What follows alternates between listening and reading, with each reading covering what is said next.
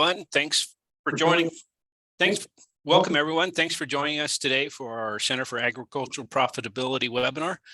I'm Jay Parsons, professor and farm and ranch management specialist with the Center for Agricultural Profitability at the University of Nebraska-Lincoln.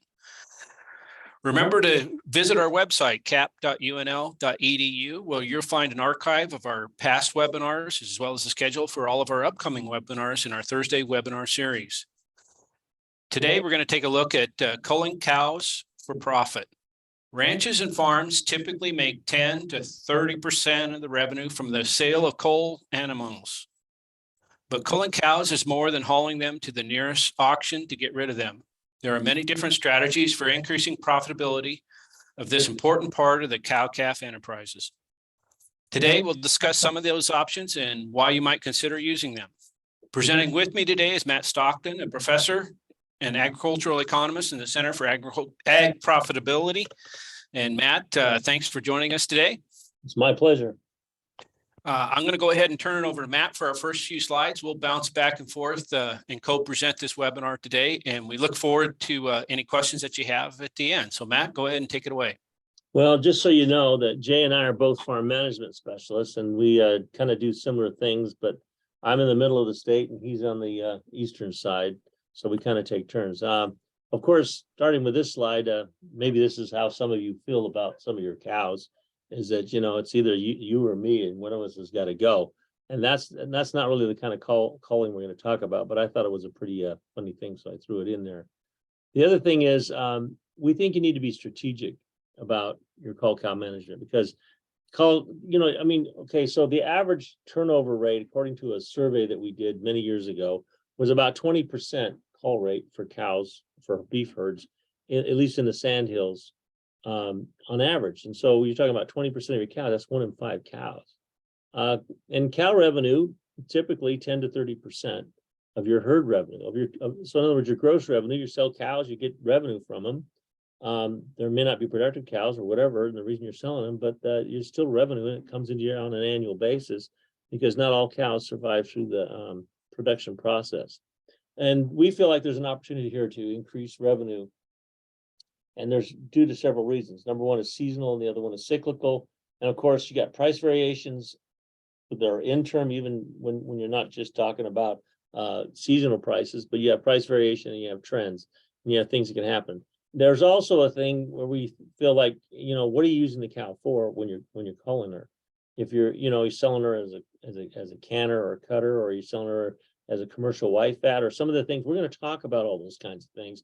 And so how you sell and the form that cow is in is going to make a difference on what you receive for them. We're going to talk about that and perhaps some opportunities that you might be able to exploit in the long term or short term, get whatever. And then the using available feed facilities and productions. In other words, are you really using the facilities that you have and your knowledge and your ability to ranch to its fullest to make you money? And all these things come into developing strategies. Okay.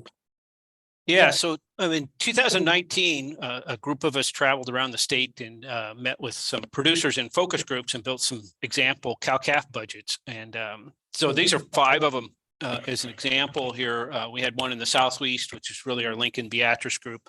Northeast was up in Norfolk, and then out in the Panhandle in Scottsbluff, we had a smaller 75 cow herd for the southern half of the Panhandle and a larger 400 cow herd for the north part of the Panhandle.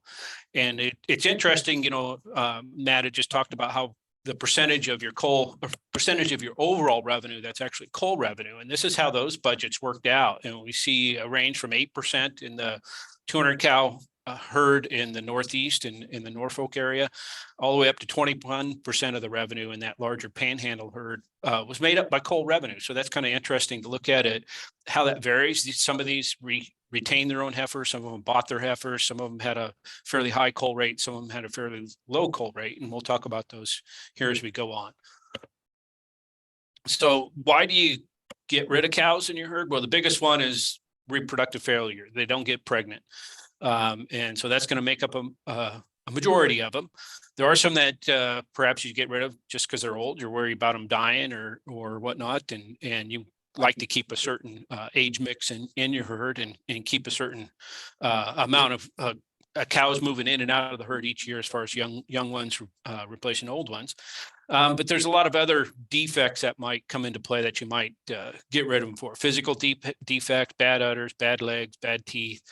They just don't produce good calves. So they're weaning lightweight calves. And then there could be a drought situation where you need to reduce the size of your herd, or you need to reduce your herd for other reasons, right? You're getting older or whatever and don't want to take care of as many cows. A lot of different things that could come into play there. And then other causes, disposition, you're trying to change the mix, maybe some of the breeds in your herd or whatever. You just don't like them. They're troublemakers. We used to call them fence crawlers, right? The ones that always get out, man, I want to get rid of that cow. And then dad says, man, but she weans a really good calf. And you're like, I'm tired of chasing her in. But anyway, so there's lots of reasons you might get rid of a cow. And then of course there's death laws, right? They're not worth anything, but it's certainly gone. It's certainly gonna be a part of what might make a cow disappear from your herd and need to be replaced. Okay, so in this study, we wanted you to understand, and we try to understand as management, as we study management. One of the things we try to understand is that, you know, what contributes to cost, where does it come from? And when we know where it comes from, then maybe there's something we can do about it to help control it. And so I did some simulation on this, and basically came up with the idea that, look, for every dollar your cow has value. In other words, if you have cows that are worth $3,000, your culling cost is going to be higher than a person that's cow's worth only $500. Because I mean, you can get rid of the cow for $500, and your cost isn't much because you go out and buy another one for $500, or a salvage cow, whatever. So I mean, there's different costs, different values, different people, but it's 20 cents for every dollar. So out of every 20 cents, your cows have value, which means that with market values changing, your cull costs can change from year to year pretty drastically. So if the market's really wild, there's really high replacement cost, you're going to find that your cost of replacements is going to be greater. And then the other thing is that it creates costs is that, your culling rate. In other words, how many you're culling. We, according to this simulation, and there's a lot of assumptions in it and may not agree with everybody, but it's about $14.53 a head. So for every 1% increase, that's going to cost me about $14.53 more per head. Whereas if I decrease a cull rate, let's say I go from 20 to a 15% cull rate, I'm going to have 5 times that $14.53 in cull costs would be less. And so that's on average, and that's what we kind of look at. This was mine, right? So the previous slide only showed the estimated loss and cost based on cull value. But the thing is, these are estimated replacement costs. And you can think of this as depreciation expense. It's kind of hard. There's some literature out there in the cow magazines and stuff where cows don't depreciate; they appreciate in value because they're older and they're better. And then that's not the point. Is what you're talking about is, okay, when this cow wears out at the end of its life, you're going to have to lose some money because you're going to sell her for less than you're going to buy a new one for her. And that's basically what we're talking about. We're talking about just depreciation expense.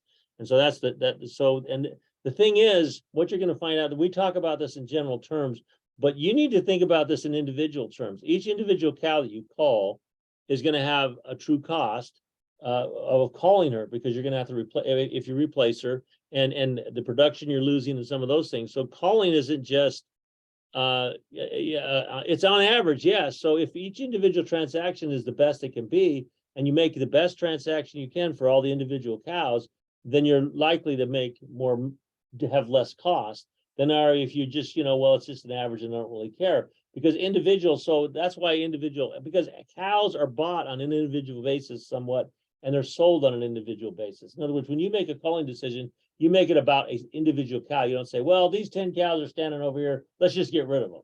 No, you look at them, individual production, individual things. So it's an individual thing. And so individual transactions need to be looked at. Is this a win or lose transaction, and how that works on an individual basis? Okay. From this information that we talked about, it's clear that you can develop some kind of culling strategies. I'm going to talk about a couple of things that are important, and then Jay's gonna do some important, another thing that's important. Basically, there's three basic general categories, and basically you can reduce your cull rate. That can help your cost. In other words, change the longevity of your cows. Well, that's easier said than done. I mean, basically you're talking about, okay, reproductive efficiency, because you know what, 30-40% of the cows are culled because of pregnancy problems or whatever. That's so reproductive efficiency. If you can change that, you can change your cull rate somewhat. Supplemental feeding. Maybe you got younger cows, and maybe by supplementing a little bit, you can get them pregnant rather than them missing that pregnancy because they're nutrition deficit, especially your 2-year-old and 3-year-old cows. And you can do that. And herd health, vaccination, all the things that you do and talk about in production, those things. But now the thing to remember is whatever cost you put in to do this needs to pay for itself. So in other words, if you're doing things just to keep your cull rate down and it doesn't really make money, it doesn't matter about your cull rate because you're not going to be in business. So you got to think about this in terms of do these things return money for you? But these are things you can do and change to reduce the cull rate. Then you can reduce the replacement cost. Now, some people can approach this like they raise their own replacement. Well, some people raise replacements cost more than if they went out and bought them. Now, the thing is, there is maybe a variation in genetics, and maybe there's some things there that you want to consider, and you're willing to pay the extra cost, and maybe it's worth it because you get the extra productivity. But those are things that every individual has to weigh and think about.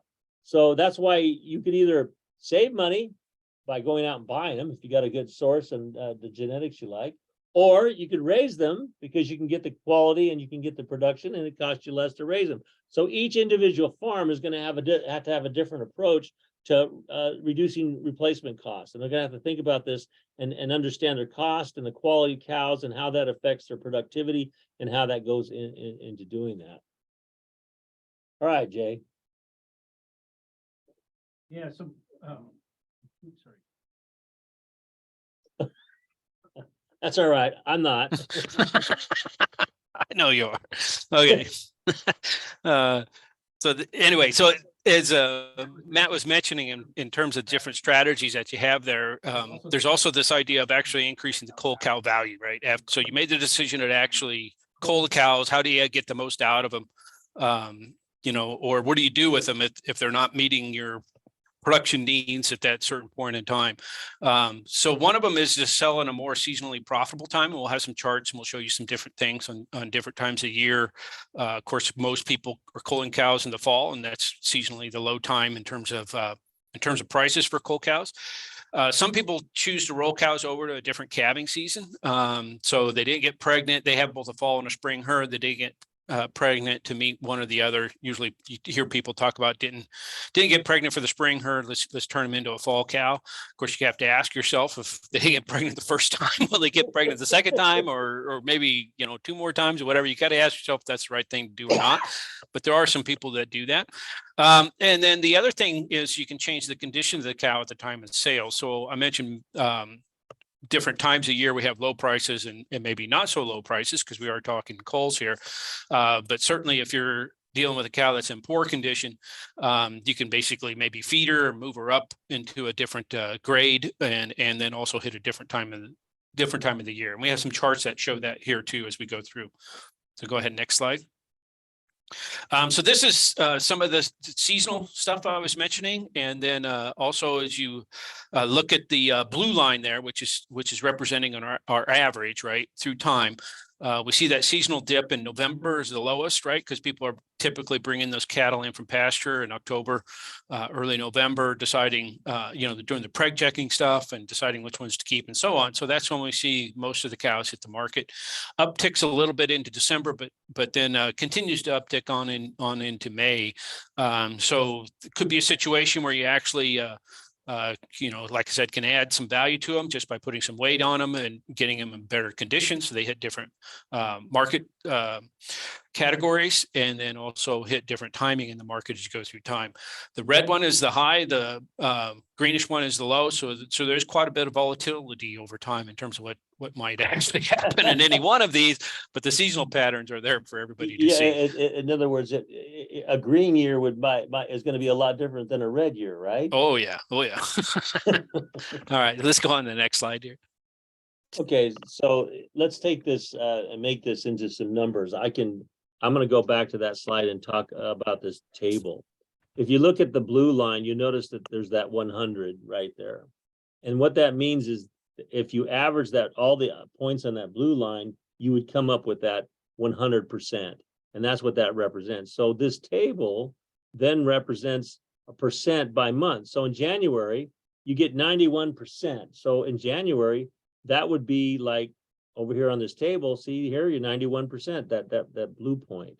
So that basically is how you read the chart. The reason you do this is you're able to talk about, okay, so what month on average over the last 5 years or 10 years, depending on how many years are in this chart, is the best months to sell? Well, January and February are obviously not as good as 100%.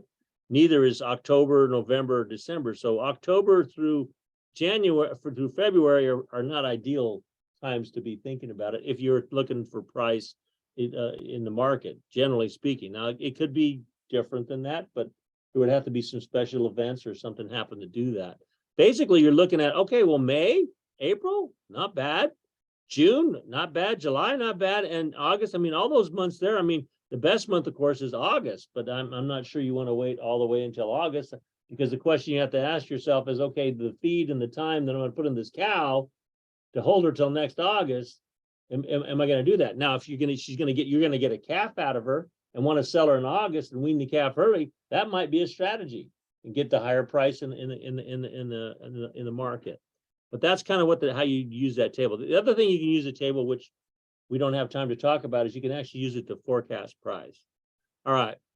Now, this tells you a little bit about grades of cows. In other words, okay, so we talked about there's seasonality, but then there's also difference among, okay, how does a cow vary in price based on what she looks like? In other words, her physical attributes. If she makes commercial or utility, and I guess commercialize that, some people call it white fat cows. It's a cow that's basically could be used. She doesn't grade because she's too old, but she can go to the commercial market and go to places like these eateries, all you can eat places, USA American Steaks, or there's several different places that I have seen that probably feed this kind of prepare this kind of meat. I'm saying feed. I've just said wrong statement.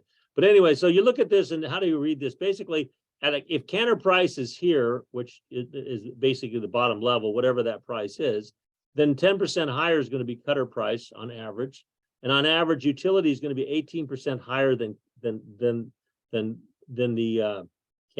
canner price, and then 24% higher than that is basically your commercial price. Now these are averages, so if going back to this chart, you look here at the bottom. This is variability in price. This tells you like there's 13 cents high and low, and there's 20. So these are basically how far standard deviations they are away from the price. So they can vary quite a bit. But anyway, so like if you have a utility cow, you're only going to get a 6% increase in price per pound, basically on average, if you sell her. And then these are the ones that you get from a cutter, 8% and 14%. This is from Dylan Fates' work. Okay. I believe this is mine too, or is this one yours? No, I was going to cover this one because this is we talked about moving them to a different grade, and of course that takes time, right? And so if that makes the most sense when you're dealing with something that's in pretty thin condition, or at the bottom of the rung, we're talking cutter. And usually in 45 days, if you have a cow that's in fairly poor condition and you put her on a good diet, you can gain pretty good weight in a 45-day period. And Of course, most of you are familiar with diminishing marginal returns. After that, it might drop off a little bit. So there is a limit on how I'd be long, how long, shocked if it didn't. yeah, there is a limit on how long you want to keep them. But usually we think in terms of 45 or 90-day type of blocks of time. If you're putting them on a forage diet, you might only gain 1.5 pounds a day. If you're putting them on a little more intense diet with some corn in it and silage or corn and hay, 3 pounds a day is a little bit more achievable. Feed conversion, of course, is poor in general compared to a young calf, for example, and it's going to worsen, as I've already alluded to, over time that they're on feed, but it also worsens in terms of the age of the cow. So an older cow will have a worse feed conversion than, say, a younger cow. So some examples here, you know, 4 or 5 pounds of feed per pound of gain for perhaps for cows that are fed in that short window, 40, 45 days, doing some quick gain on them, a pretty intense diet.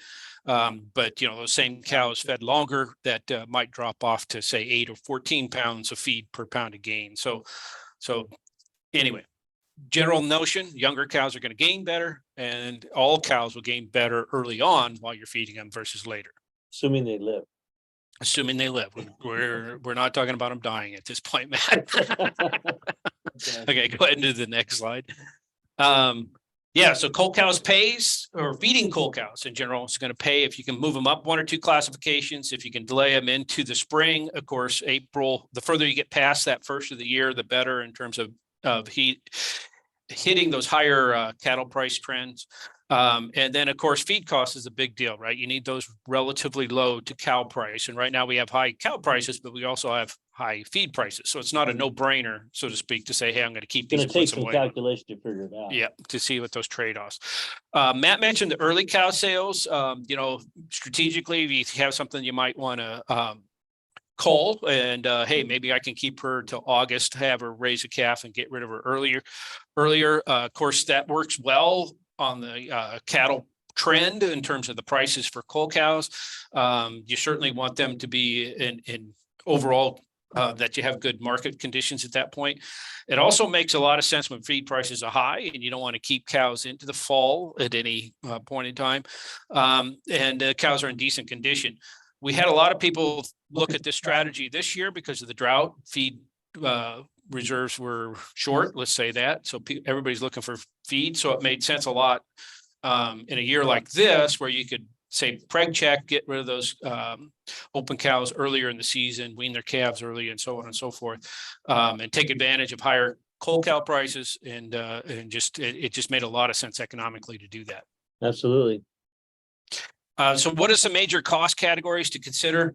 The feed costs, obviously, we alluded to, also yardage, depending on how long you're keeping them. You know, we as economists usually figure those as daily costs. Of course, you'll have the reality of the actual cost for you in terms of your facilities and your time and everything that goes into getting feed to those animals. And yardage, would that also maybe include something like, you know, you have to have the equipment and availability to, if you're going to mix up feed in any way, like in a TMR. Exactly. Like Exactly. Every situation is unique. You know, some people have the equipment sitting around and they're not using it, or the yard sitting around, they're not using it, and they figure their yardage is their time basically, or something like that, and a few extra expenses. But yeah, for other people, it's just not feasible. They got to fire up something or get something to work, or go have somebody else do it. Or use it from somebody else. So labor is included in there. Interest cost is also something to consider, right? Because you could if you could sell them today, you're converting that to cash. If you're going to feed them for a while and plus put the expenses in them, you know, there's interest attached to that, or time value of money. And then Matt alluded to earlier the death loss, right? You certainly don't want to keep cows that aren't going to make it through alive, because that's going to take all your profits away if you lose 1 or 2 cows in the whole scenario. Absolutely. Okay. Yeah. So as you're looking at this decision in a short time window, so you're deciding you got cull cows, you're deciding whether to sell them today and take that cash, put it in the bank, or maybe you got some feed reserves and you're considering feeding them and putting some condition on them and hitting a little later in the marketplace. Probably the best tool to look at that is what we call a partial budget, where you can just say, you know, what am I giving up today, and what are the costs to get to the future, and then what does that future revenue look like? So that basically just breaks down into looking at positive effects versus negative effects. On the negative side are those added costs and those reduced returns from not selling them today. And on the positive side of those added returns that you get in the future when you sell that cow in a different market price and different weight. So Matt has some numbers worked up that we're going to take a look at in this context. So I'll go ahead and turn it back over to him for that. So if you have number phobia, please look away from the computer. You might have a problem because there's going to be a bunch of numbers coming up. But here's the deal. Let's talk about the SPI, which we call it SPI because, we have to use an acronym so that nobody knows what you're talking about. But basically, it's a seasonal price index. That, if I can go back real quick, that was this right there. That's called a seasonal price index. And it also has variability. But that's what we're talking about when we talk about the SPI. So the SPI says, basically, it's a way to forecast price.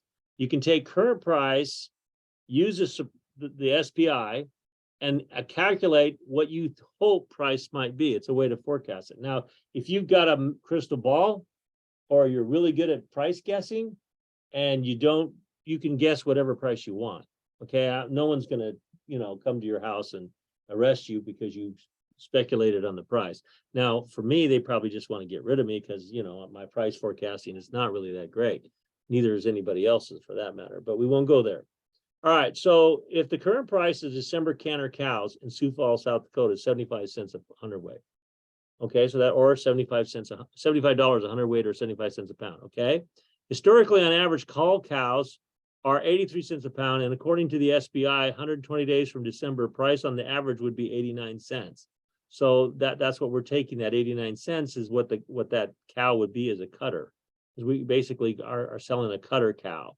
And for those cows at cutters, okay, then adjusting, we add the weight change and the grade change. We have to consider that. And when you get that all in there and you use the supply, the SPI, basically you get $1.14 a pound. So in other words, if I'm going to keep this cow 120 days, if I use that index and adjust the current price that's currently cows are being sold for, and then adjust for the fact that this cow is now at a different class, this is how much I'm estimating that I'm going to receive for that cow. Now, in order to get that extra class, I need to gain about 360 pounds. And I figure, like I said, it's going to take 120 days. And so the net gain for the net increase in revenue, I'm going to get about $766 more for that cow. So in other words, what I've done is I forecasted a price saying that's the price I'm going to get. I forecasted what the cow's going to weigh based on what I'm going to feed her, or what I plan to feed her, using, nutrition or however I'm going to do it. And then I calculated, okay, so this is how much more money I got. So that's how much more money you can sell her for versus if you sold her today. So that's what you get. Now the question is, what did it cost you to keep that cow for that extra 120 days? And that would include all the death loss and all those other kinds of things. So if we use a ration, and I'm talking about the feed, which would be hay, grass hay, alfalfa hay, and corn is what I calculated in. I think the alfalfa hay was $200 and the grass hay was $160, and the corn was $650, something like that, a bushel. I put it in. I said, okay, I have to feed that one cow, $619 worth of groceries, and that would include labor and some of the other things associated with it. Now, there's another $48 for yardage, so that means for fences and the trucks and whatever else it's costing me to have it there. $20 a head for miscellaneous. In other words, she got sick, I had to give her a shot of this or that, or whatever there would be, there miscellaneous expense, and whatever you're going to have to do it. And then $30 a head, because in other words, I want $30 because I'm doing this. In other words, because I'm taking the extra time and it's going to cost me, I'm not going to be able to go to Tahiti like I planned. I'm actually talking to you from there, but the point is, it's worth, you want $30 more than just breaking even. So you put that down in there. Okay, so that's the increased return. And then you adjust for death loss. If it's a 2% death loss, like the USDA says, 2%, then you so many months, and you need to do all the division out, and you figure out.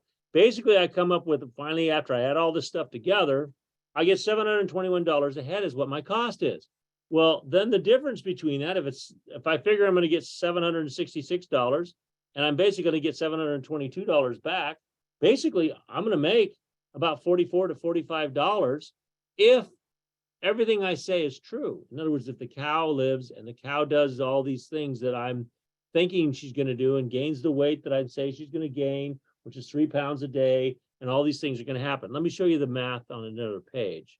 There's the math. There's what I did. I put everything together. So that's the same information I got, and that's how I came to it. Basically, I said, okay, cow is worth X dollars today. Okay, what's she going to be worth 120 days from now? And I did that by using the index, which is not hard to do. And I'm not going to go through the process here, but if you really want to know how to do it, give me a call, or you can look it up in several articles and maybe we'll try to list those. And then, so now I got the value of the cow as far as what she's going to be worth, because I know, okay, so I'm going to feed her this much and she's going to weigh this much because she's going to gain this many pounds a day. So you've done all those estimations, you come up with an approximation. So this is what the cow is going to do. Now, how much is all that going to cost me? That's basically what you're doing. So how much does it cost me for this or that, or whatever your expenses are, you add it all up. And it's what I did. And that's what I did. And these are the numbers that I added. So basically I could have sold the cow for $948 and been done with it. But 128 days later, I can sell her for $1,714. So that's the $766. Now it's going to cost me these other things. And basically that's going to cost me $721, including death loss, which I have in here. And that's going to give me $45 profit, in addition to the $30 that I said I needed to have just to do it. So in a sense, it's economic profit. So basically, I'm going to get $45 in economic profit, I estimate, from keeping this cow. Now, that could have been negative. What if she didn't gain as much? Like, let's say you only figured she was going to gain 2.5 pounds a day. Well, at 2.5 pounds a day, it's not going to work. And what if the price is not what you expect? It's a little lower. So there is some risk associated with doing this. But this is how you basically figure out whether this is maybe a good idea or maybe not a good idea. And that's kind of where I'm coming from on that. This is yours or mine? Yeah, I wanted to say a few words on this, and then I know you have some stuff you wanted to add. But this is a data set that we got from Elliot Dennis. Thank you, Elliot. Dr. Dennis. A call out to him. Yeah, right? a call out to him. And he provided us with some data on essentially, it's kind of hard to see here because it's small print down at the bottom, but the top line, the blue line, is a cow-calf pair. And this data goes from February 2017 to October 2022. So you can see the price of that hovering up around 2000, down, and I think it goes down to about 1,600 in its lowest point in August of 2019. So that's like the highest value for selling a mature cow. She has a calf at her side. You're selling them as a pair. So there's some added value with the calf there. The red and the blue lines that you see really close together there are pretty interesting because the red one is a bred heifer price. Okay, and that other darker blue line is the bred cow price. And that's super interesting when you think about that over time, there's really not a lot of difference between bred cows and bred heifers as far as the prices that they're bringing, which is what surprised me is that sometimes they switch. Yeah, it's pretty amazing when you stop and you think about that. And then down here on the bottom, this ugly green line, I call it the ugly green line. But anyway, that's that open cull cow price. And so you see that big gap between that green line and the red and the blue, which represents a pregnant cow or a pregnant heifer. And you can see what the huge value gain there is when you can get that animal pregnant and sell her as a pregnant cow versus an open cow. And then, of course, the gap on up if you actually took the time to calve her out and sold her with the calf at the side. So anyway, I find this fascinating to look at and see those relationships through time. Again, this is from early 2017 into just last month. It's cattle facts data, actually. Yeah. I think that's where Elliot got it. Yeah. So Yes, I know, Matt, you had some other insights on this. Oh, and yes, some I things did. to add to it. So go ahead. I don't know if Jay is so insightful. It's kind of hard to be more insightful, but I'm working at it. So what we have here is something we can take advantage of. In other words, looking at the green line, if I went down and just said, I'm getting rid of this cow, I'm done with this cow, I'm not going to do anything with this cow. It's kind of interesting because, okay, that means, because I got to tell you this story real quick. I was down at that auction just sitting there, and I hadn't been to too many auctions because I was, you know, a city guy when I was a kid, and I didn't get to too many auctions, even though I got into the FFA and all this stuff. But I was sitting with this, one of the buyers, and I was talking to him, and I was asking him questions, and just talking to him, and he was buying cows right and left of different kinds, and then he was sorting them, and he had a group of pregnant cows that he was going to go. And they were a little bit later pregnancy, and they had diagnosed the pregnancy. And they were going to go, he's going to take a pot load to somewhere else, and he was going to sell them for a lot more money than he paid for them. So he's going to make money on them. And then he had another load of cows he's going to take, and he was going to fatten them up. And then he had about 2 or 3 different things he was doing with them that and that were investments that he was doing. And what basically he was doing is he was doing what the ranchers could have done, but didn't decided not to do for whatever reason. And it could be good, legitimate reasons not to do it. But he was putting weight on some of them. He was selling some of them as pregnant cows, and they were going various destinations, and he was making a living on that. And it was kind of interesting to see that, because that means that there's money in the market and that it can be done. But here's what you look at. This green line is what a utility cow is worth. She's going to basically 2 or 3 days from the time she hits the auction, she's going to be a hamburger or something somewhere. Okay, that's pretty much it. But these other cows, like because how many of us may have pregnant cows and not even know they're pregnant, or whatever? Or maybe we have cows that didn't get pregnant, but if we left the bull in there, they would be pregnant, and then we could sell them as pregnant cows, maybe a little bit longer, maybe somewhere else or in another way, and get some of this value. You know, by keeping them just a few more months, feeding them, and just, even though they're not going to be in your herd, you plan on calling them. But if you got the extra feed, now obviously during a drought season is probably not the time for this strategy to work.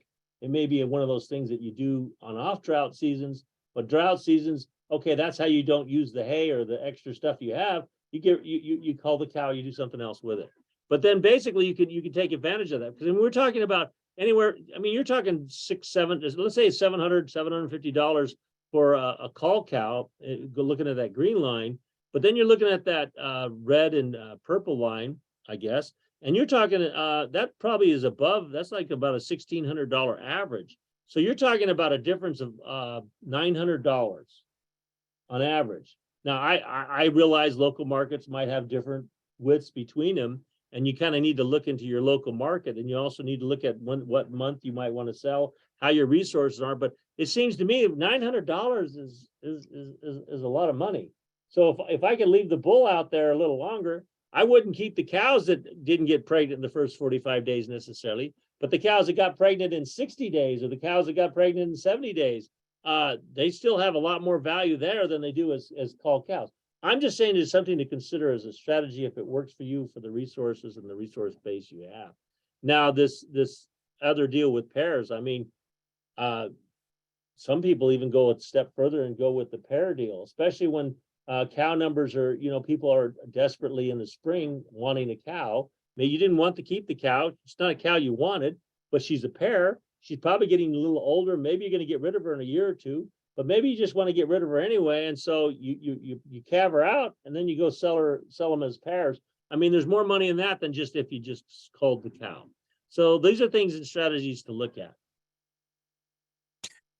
Yeah, Matt. I mean, I couldn't help but notice a dip down here, you know, in the summer of 2022 when we had the drought down on the right-hand side of that graph. And that's interesting, right? Because that's in the heart of our drought hitting, and we saw a lot of cattle go to the sale barn. It didn't matter if they were pregnant or not. Dip probably, but look at the cull cow market, which is going up, which means there must have been a demand for lean beef, even though there was a huge influx of cows. Yeah, and that's exactly what we had going on. But if you look at the chart as a whole, we see how rare that situation is. Right. So it's Right. fresh in our minds. But so your probability of success is what you're saying is going to be pretty high.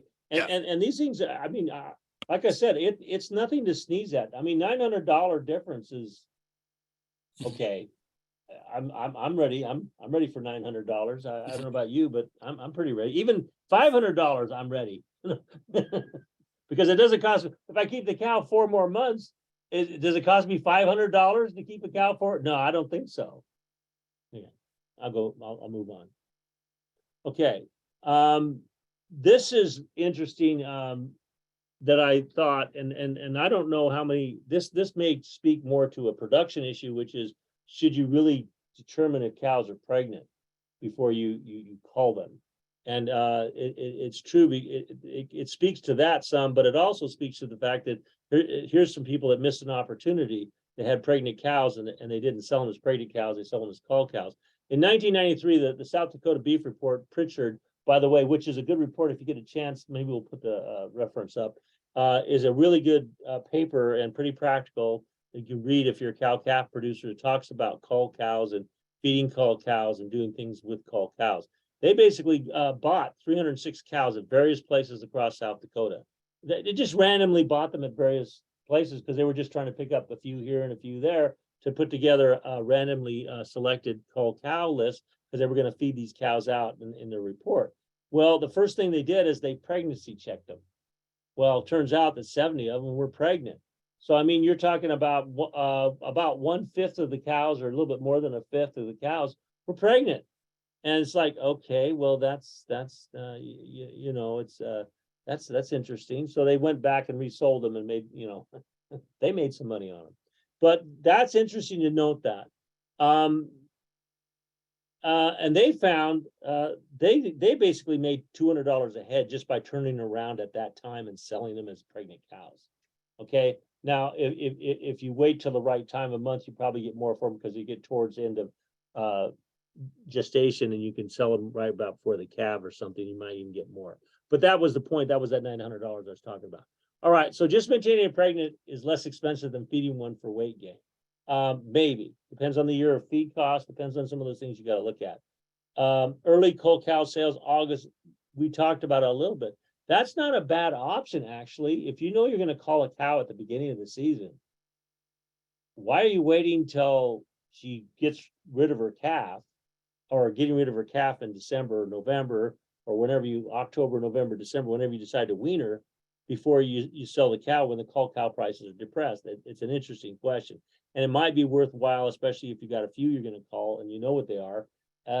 It not only saves you grass, but it increases your revenue. So you could save grass and increase revenue. And if you're renting pasture by the head, winter pasture, you don't have to rent winter pasture for those, or you don't have to keep them as long as you cut your cost. Okay, so, and cows might be in better condition then, and there's some things that you might want to look at. Okay. You're up, Jay. Okay, so I'm going to take a look, since we have a few minutes here. I'm going to pull up another partial budget that I did, that I've been using in the ranch practicum for probably the last 3 or 4 years here. But anyway, it's a partial budget comparison of feeding cows in particular. So Matt, you're going to need to stop sharing your screen so I can share. Now we're talking. There we go. Is that what we wanted? Yeah. Now let me share mine and get the right button. You got your glasses? What's that? You look like you need glasses. I might. Oh, wow. These numbers are smaller than mine. I'm not feeling so bad. So this is the partial budget, pulling in the main numbers that I guess that Matt had there. So just to emphasize some of the stuff that in terms of some of the uncertainties that involve in it. So let's just say you're in December and you're considering that cull cow sale of that 1,150 pound cow that he had in his budget with the cull price of 83 cents. So that cow is worth about $950 if you took her to the barn today and got rid of her. If you're going to consider keeping her, of course, that's a reduced returns, because you're giving up that income right now on that cow. And there's going to be costs associated with keeping her. And I believe he had her fed for 120 days and ran her up to 1,500 pounds, I think, in the end when he sold her. So those costs are in the upper right hand. Those are also negative effects. Charging 40 cents a day for the yardage charge. That's $48 a head that we would attach to that cow. Because you're giving up that $950 today and not getting the return until April, you're going to pay some interest costs on that. Okay. And depending on your interest rates, it's only part of a year. So I charge 2% on that. So it's about $1,883 in interest costs attached to that. He had an average daily gain of 3 pounds a day. His corn ration, his corn hay ration to be exact, but running about 540, 550 bucks a head in feed. I separated out labor in mine because this is about 3 hours of labor per day. Or per head, sorry, over this feeding period. So another $75. Yeah, that'd be a lot of labor on one cow. But in any event, I separated that out because, to be honest, we charge labor whether let's just say you're doing this, right? And you don't pay yourself a salary. We would call that opportunity cost. But if you're not doing anything else in the winter, maybe this gives a chance to basically get a return on your time. It's a hobby. But yeah, so it's something to consider in there. The death loss, a little over 0.5% over this period of time. So on a per head basis, that's about $6.28. So total cost running here about $691, $692. The sales over here, he had about a 30. I can't remember exactly what his price was. I think he had about a 37% increase. I hedged it a little bit and put a 35% increase in price, but just under $1,700 in return for that cow. So if you add up those positives on the left and the negatives on the right, you can see the number coming out right at that $45 range per head in net profit. Now, he showed you all that. Why am I showing you it again? Because we built this as a risk scenario planning tool, meaning we put these numbers in, as Matt said, as if they're certain, and there's uncertainty around them. So let's just say that percentage change in price. So this is based off of how much the price changes from that December period to April. We had 1.35 in this budget that produced this return of about $45 a head. I got a distribution built in here that basically says, let's vary that. Okay, so let's say that 1.35 is pretty high. Let's just say that we expect the most likely to be more like a 20% increase. We expect it to increase at least 10%, and it could increase up to 40%. Okay, so you could change these numbers however we want, but if we put that uncertainty in there, let's take a look at the returns. And as you see these come in, anything in parentheses, it's a loss, and you can see a lot of numbers with parentheses, a few without. But as those runs through, it's running through a number of different draws. And now if we go down and take a look at it, we can see that given those numbers, it doesn't look like a very good proposition, right? Well, your average though should be $45. It's not average. You got something wrong with your model. Well, I changed the most likely to 1.2. I said the 1.35.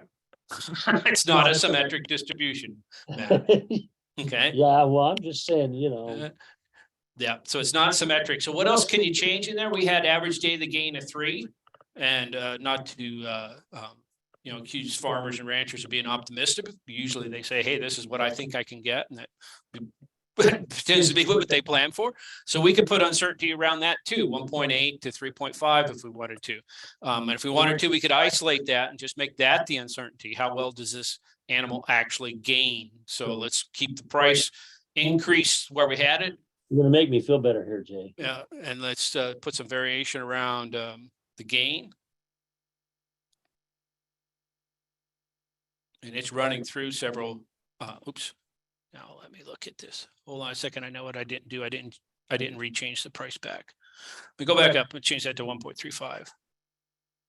I thought it was 1.37 in your data. Is it? Yeah. You put in the raw number. I calculated the percentage change and it's 1.37. So I had 1.35 in here. So let's make it profitable again. I got 114 a pound. Yeah, I'm at 112. Okay. But you're using percentages. Mm-hmm. That's the way I had the spreadsheet set up. Yeah, it's a little because I wanted it relational with where you're at. Yeah. That's all. And I got it now, but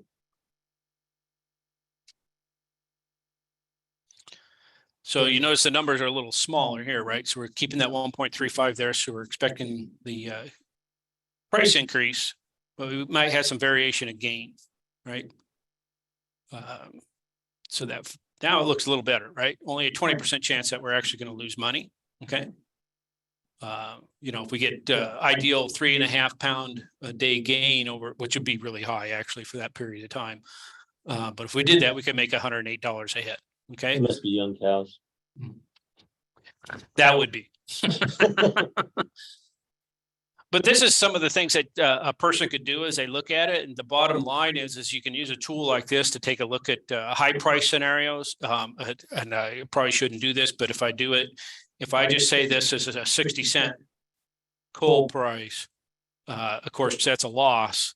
And of course, you can imagine what that would do down here, even with this fairly optimistic situation where you have decent weight gains, it's going to run through and in that low price scenario, even if we have a 35% increase in price, Well, right, our revenue gets cut back. well, Okay. what you'd probably And want to do finish. is if you were going to really be doing this, you would probably want to look at weight gain change.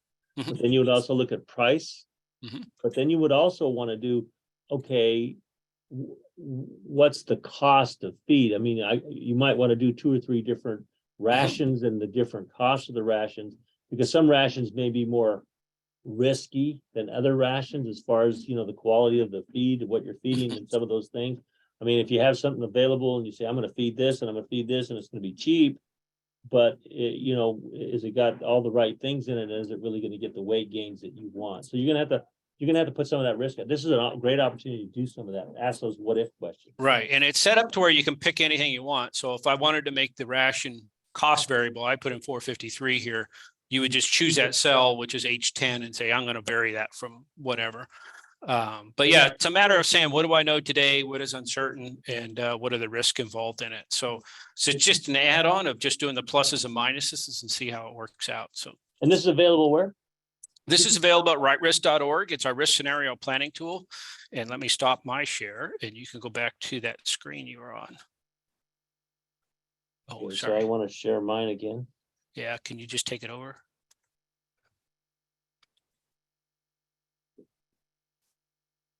Just the right one. Yeah. Share. Okay, so you guys can see that? Yep. Okay. Yeah, it's so rightrisk.org, the risk scenario planning tool, which is number 2 on this list, and it's under our tools. And the template is there. You could just basically populate it with stuff that you want and make it work. If you have any trouble with that, which wouldn't be unheard of, most people when they look at that the first time have issues figuring it out. So just get a hold of me. I'm happy to plug in some numbers for you and help you walk through. Jay just sits by the phone all day waiting for you to call. So make sure you call him. He's feeling lonely. Okay, so I think we are running it to the top of the hour. If you have any questions, feel free to put them in the chat or in the question box. We did have somebody ask about the seasonality. Bless you, Matt. Sorry, I tried not to. We had somebody ask about the seasonality and if that applied to bulls. I don't know if you want to address Yeah, that. I mean, They would have their okay. own seasonal index is basically what I was. Well, okay, so there's a thing I have, it's called the cow cost calculator. And what I do is I put in a 10 or 15 cent difference from cow prices. Bulls they go for a premium because they have a lot more muscle.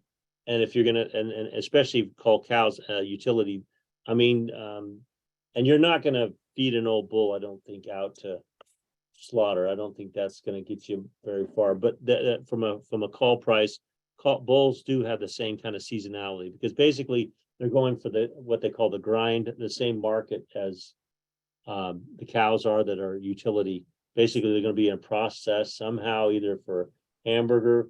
And I mean, one of the big things that cull cows go for is hamburger, because hamburger, everybody wants the 80-90% lean. Well, when you take a steer from the feedlot and you take the trimmings off that, you have a real hard time getting the fat level down. And so you have to mix it with something. And a lot of times cow beef is a lot less fat. And so it goes in for hamburger. So same thing with bulls. Bulls just have a lot more skeletal muscle than cows do because of their gender, I guess, or whatever, and size. So yeah, but it's just as seasonal as everything else. It follows the same trends, same patterns. So I mean, if you're going to keep a bull and maybe he didn't look so good after the breeding season, if you wanted to wait to August or something, you probably could do that. I mean, there's things that you would want to look at and selling the bull. I mean, there's all kinds of things. Okay, and feel free to type any questions. I don't see anything else coming in right off. Well, that. so Jay, this call cow thing, what was it? We were hoping that we would share some stuff that would help people think about what they would maybe do. And we were talking about two different kinds of things. There's the tactical solution, which is I got to do something now. I've got a decision to make, and I'm gonna go through it. And that's kind of what we're talking about. You know, you have cull cows this year. You got the drought going on. You got these things happening, right? So what kind of things would you be thinking about given that circumstance, like this year versus maybe another year? Well, this year, the big wild card is, I should say wild card, the shortage is the feed, right? That's the bottleneck. People don't have feed and you have high prices. So you certainly want to consider that in from a short range standpoint, but also where you're at in terms of your herd, right? If you're building, maintaining, or reducing your herd in the next few years, just part of, regardless of what's going on in the marketplace, just your own situation, that certainly needs to figure into that from a strategic standpoint. Does that make sense to you? And so there's a matter of what resources you have to work with: labor, feed, facilities, and the cost, cash flow. Yep. And maybe how much money you owe, and there's some other factors you would probably want to consider. And tax situations too, right? I mean, Oh no, we don't worry about that. Timing wise speaking. And somebody did mention too the possibility of donating your cull cows to some of these beef in school programs where they grind them up in hamburger and have beef in the schools. I'm not familiar with that myself, but there might be some options out there too in a isolated case.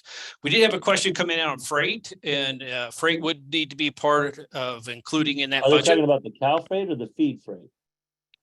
Cow freight in particular, but both. Yeah, if you're hauling in feed, that would be the cost added to the cost of feed. But if you're hauling the cows away, that'd be part of your marketing costs versus maybe something else you would do with them, but also where you might take them. It would certainly be something that would be figured in. Absolutely, transportation costs. In fact, one of the things that I would consider is there's a tool that you may or may not be familiar with. It's called the feed cost calculator. And what it does is one of the things it calculates, it costs how much feed you get into the animal, not how much feed you purchase. In other words, when you purchase hay, a lot of times, okay, so you're going to transport it how far? And then you're going to store it for how long? And then you're going to feed it in a certain way. And when you feed it, is there going to be any waste? Because you don't, 20 pounds of dry matter for a cow to eat a day, or 26 pounds, or whatever she needs to eat, that's how much dry matter she has to have. Well, you can buy a lot of hay, and if she doesn't like the hay and doesn't eat the hay, and she leaves half of it behind, you're going to have to buy twice that many tons almost, or more than that, by the time you lose some on the road and some other places before you feed the cow. So that has to be considered in the cost of calculating feed. And something that helps you do that in a feed cost calculator, it tells you what the value or the price per unit nutrient. So if you're feeding for energy or TDN, you can calculate what that costs. If you're feeding for protein, crude protein, you can calculate what that costs. And if you just want dry matter consumption, there's also that in it. But it gives those prices, and you can compare different hays. The most important thing, though, I would tell you is you need to test hay if you're going to be feeding for weight gain. You need to know the nutrients you're getting, because if you're going to get the response you're expecting, you've got to have the nutrients available to the cow. And I'm not an animal scientist, but I can say that. They may get mad at me for saying it, but I can say it. Thanks, Matt. And thanks to Ryan. He put the link to that cow cost calculator up in the chat box. So feel free to grab that if you'd like to take a look at that. Because it is a cool tool. It does a lot of good stuff. It's simple to use, and it's not complicated, and it's helpful. Hopefully. If it's not helpful, don't use it, please. Okay, with that, I think we'll go ahead and close out today. I want to thank everyone for joining us, and remind you that we do record all these webinars. So the recording of this webinar will be posted on CAP, that's cap.unl.edu, where you can also register for upcoming webinars or access our archive of past webinars. And we encourage you to go there and visit. And the tools are there. Several of the tools that we talked about here today are posted there. And of course, as you see on the screen there, Matt and my contact information if you have any questions for us. We'd also appreciate any feedback that you can give us in a brief evaluation. That link is also in the chat box. It helps us to evaluate how today went and also inform future webinar topics. And as Matt mentioned, both he and I are interested in working up some additional materials on this over time to help people with this important decision. So if you have any feedback on things you'd like to see there or information you'd like to see compiled together in a useful manner for you, please let us know. So with that, I'll go ahead and close out. Thank Matt for joining me today. No, thank you, Jay. And I think that if I would not emphasize too much, if you have something that you would like to see that we're not providing as far as information on this that we can provide, we want to provide it. So thank you very much for viewing this, and thank you we wish you luck in your endeavors. Okay, thanks everyone for joining us, and everybody have a pleasant day.